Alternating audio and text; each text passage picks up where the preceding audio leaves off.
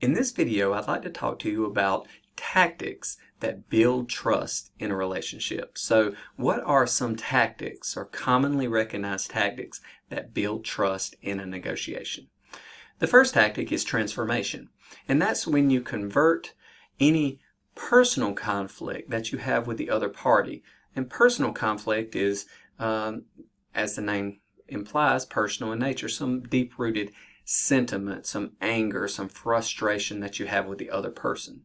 You transform that personal conflict into task conflict or a cognitive conflict. That is, you focus more on the outcome of the situation and what you want from the negotiation rather than your attitude towards the other person. So you're, in a way, shifting that focus from the person to the scenario, to the situation, and the desired outcome.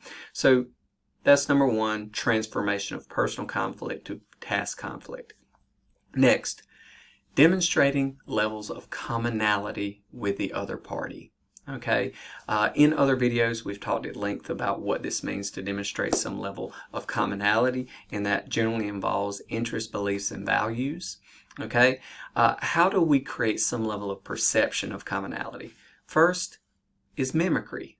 Okay, that is, we copy or act like the other person. Okay, the other person sees our actions, our words, our gestures, our course of conduct, and believes that we are more like them. And once again, they tend to then have trust in us that we will act in accordance with how they would act or how they believe we should act. Okay. Next one is schmoozing or flattery. Endearing yourself to others is an important aspect of trust because the other party once again believes that they understand you further.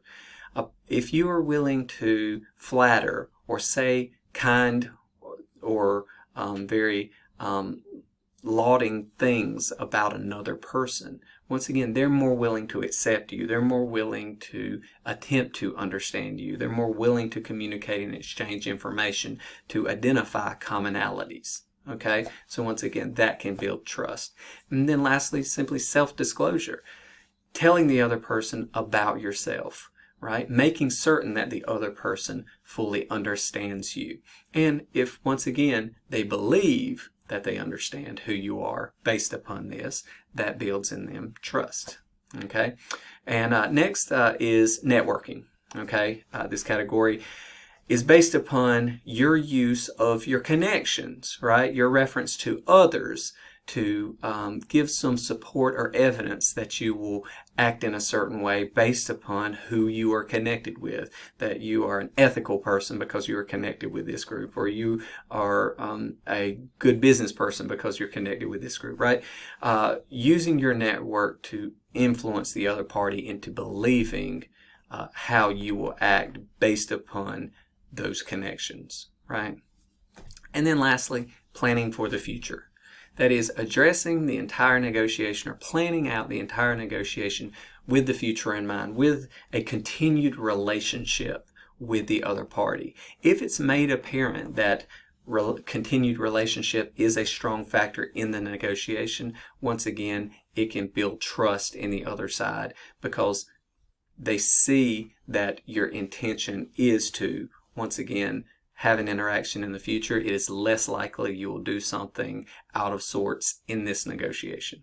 Okay, so those taken together, are transformation, commonality, networking, and planning for the future are common categories of tactics that tend to build trust in a negotiation.